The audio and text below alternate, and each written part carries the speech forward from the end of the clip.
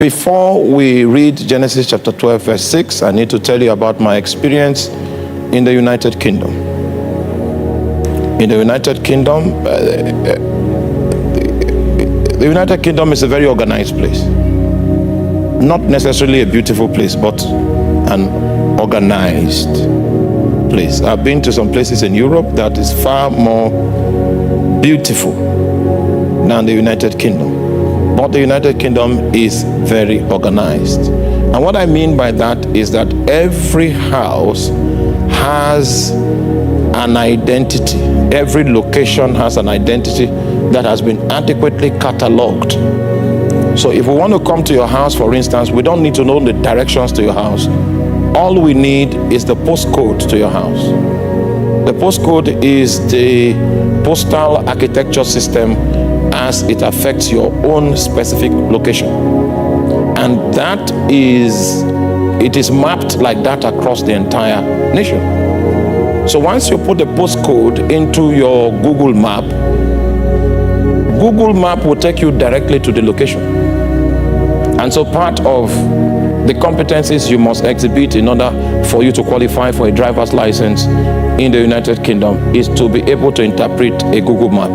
Because once you can interpret that Google Map with the postcode of the location that you want to go, you can drive your way guided by that map to that location. So what we have in the book of Genesis chapter 12 verse 6 is a Google Map. Google Map of Abraham's navigation from where he was to where God wanted him to be. Google Map of the turns, the twists that he had to embark upon in order for him to arrive at the place of destiny. And each point in the journey of Abraham is critical, is strategic. And Abraham passed through the land unto the place of Shechem, unto the plain of Moreh, and the Canaanite was then in the land. So if you want to understand the lessons that are attached to the navigation of Abraham, you will need to take your lexicon and find out the meaning of Shechem, because that's where God led him.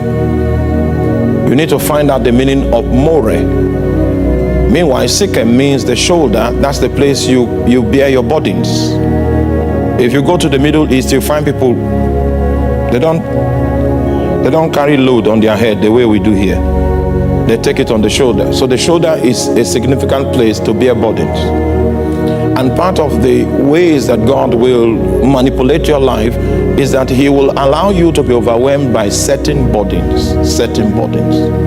Especially if the burden overwhelms your wisdom, overwhelms your capacity, overwhelms your technical know-how. It is likely that in the face of that burden, you will cry to God.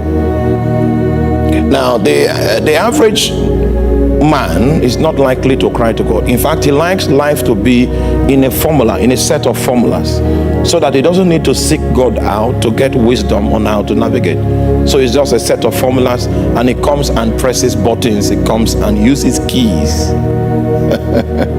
God has not made life that orderly. You will need to seek out every instance of your destiny. And a man that is not ready to get stuck in the act of priesthood is going to lose his way many times, because his natural wisdom is going to fail him. So God allows some burdens that will stretch you to come upon your life. And it's not because God hates you. It's because he wants you to lose confidence in your human wisdom. He wants you to lose confidence in your natural ability so that you can trust him to order your affairs.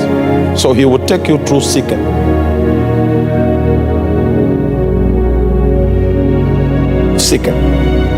Then Moreh means an archer, someone that is about to shoot an arrow. And the dynamics of an arrow is that it must be adequately focused on the target. The arrow would have achieved the purpose for which it was manufactured. And you need to know what and what must be in place in order for you to manufacture an arrow. It's a lot of effort. The process of manufacturing an arrow, which is exceedingly tedious, is going to be justified if the arrow fulfills the purpose for which it was manufactured. And the thing about an arrow is that it's a precision instrument. And God is saying that your life is a precision instrument. Part of the things, are you here? You're not here. Part of the things God will do for you the moment He comes into talking terms with you is that He will show you how displaced you are from His ordination for your life.